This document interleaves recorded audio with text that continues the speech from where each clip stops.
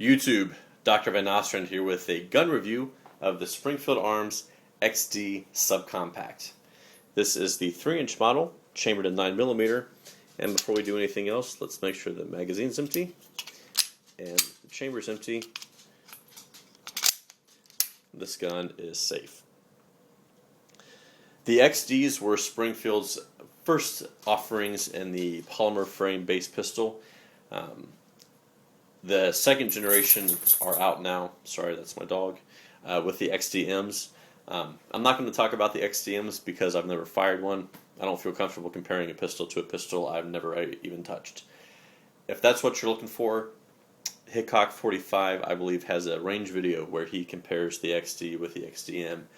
So you can watch that video right after you get done watching this video. Like I said, it's the 3-inch model, so there is a 3-inch barrel on the inside. The overall dimensions of the gun are from front to back 6 1/4 inches, from top to bottom 4 3/4 inches, and according to my measuring tape, it's just a hair over an inch wide, at least at the grip. With the smaller 13-round magazine empty, it weighs in at about 26 ounces. So it is definitely in the subcompact category, and it's pretty small enough to where you could comfortably wear it and conceal it. It's pretty light, definitely light enough to where you could have it on your hip and not be weighed down by it. But it's not so light that it is dainty. It's got some good heft to it. It's got enough to weight to where it just feels like a really well-made pistol, and that's what it is.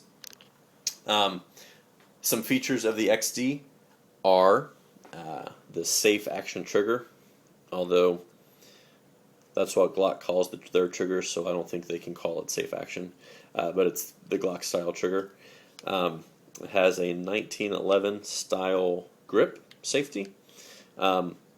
A lot of people don't like these. They say that they're unnecessary or that it's complicating the gun. That's just something else that can break. And some people really like them. They like the, I guess the extra feeling of having two safeties instead of one. I personally don't mind it. I kind of like it. It doesn't bother me a bit. Ambidextrous mag release, and quite possibly the world's smallest attachment rail. So I'm not sure what you could actually put on there, but I guess it's there, right? My two favorite features of the gun are the loaded chamber indicator, and you can't see it right now, but I'll show it to you in a second, the striker indicator. A lot of guns have these now, but I think that, well, the reason why I say that they're my two favorite features is because I think Springfield is doing them better than any manufacturer out there. And here's what I'm talking about. If you look at this chamber indicator, it's only about a half an inch wide, and you're gonna have to take my word on this because I'm not gonna load it, but it just pops up enough to be effective. It's not overpowering, it's not overkill, and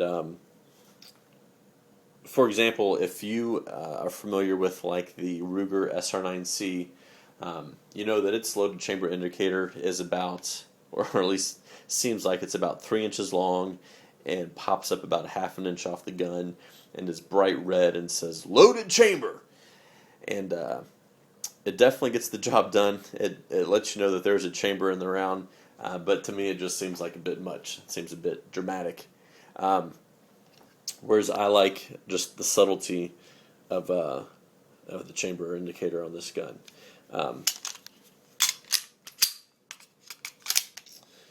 The striker indicator is the same for me. I think that Springfield's doing it better than anybody.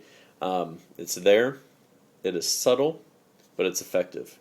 You can see it just sticks out enough to be able to feel it. If you had this holster on your side, you wouldn't even need to sweep your thumb across to feel it. You can just put your thumb there, and you can feel it. It's really well done. Of course, when you pull the trigger, it goes away, and then the back of the gun is totally flat. So for both the chamber indicator and the striker indicator, I think it's kind of a like a less is more type of deal for me.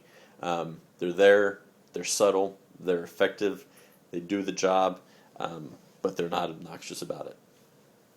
And I really like that. What I don't like about the gun is basically nothing. I think it's a great gun. I love shooting it. I've shot it a number of times. This is actually a loaner gun from a friend of mine. My mom is actually in the market for a concealed carry piece, and she is trying to get her hands on as many subcompact 9mm as she can. And because I have a few friends that have this pistol, I've shot it before, and one of them was kind enough to let me borrow it and take it shooting this evening with her. And so she got to try it out, and she really liked it. She actually really liked it. I think this might be the winner for her. So if your mom's in the market for a gun as well, tell her about the XD.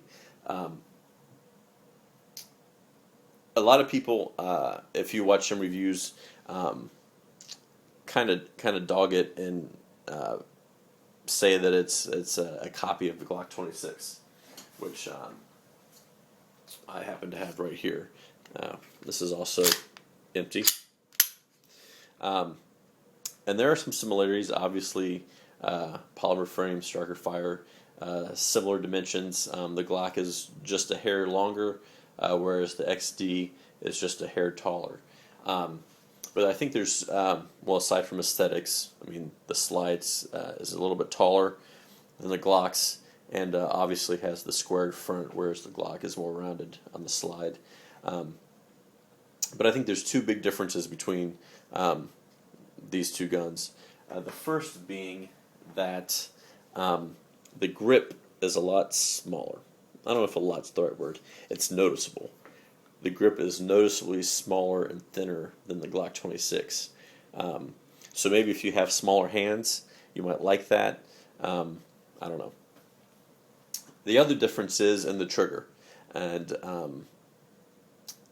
I've seen some videos where people complain about the trigger, and I think what they're complaining about is not necessarily a valid complaint. I think it's just different. This trigger breaks for me a lot sooner than a lot of the other guns that I fired. Owning a Glock, I'm used to where the Glock breaks, and this guy breaks, I would say, well ahead of it. And so I think that maybe just throws some people off. I don't think there's any problem with the trigger pull. It's supposed to be 5.5 pounds, which is right around where the Glock's at. But just in comparing these two guns, I don't see that big of a difference there, except for I would say the distance until it breaks. This is a great gun. I think it fires really well. It handles really well. It feels good when you shoot it, and I think it can hold its own. If you're looking to get one, it comes with the 13-round mag that I've already shown you. It comes with an extended 16-round mag, and it's got this little extension on it, so it actually will give you a full grip size, not just the subcompact size grip. You also get a holster, which is pretty comparable to like the Glock. I think they call it like the sport tactical holster. You also get a dual mag pouch and a speed loader, but that's out of my arm's reach, so I'm not going to show it to you. But it's made out of the same like polymer material that these guys are. So all in all, I think the XC is it's a great gun. If you're in the market for a subcompact, I think you should definitely check it out. If you know someone that has it, I think you should borrow it. If you don't, I think you should find a range that will allow you to rent it, because it definitely deserves a fair shot, no pun intended, at being your 9mm subcompact pistol choice. If you guys have any questions, let me know. Thanks for watching, and hopefully thanks for subscribing. This is Dr. Van Ostrand, and you guys can have a great night.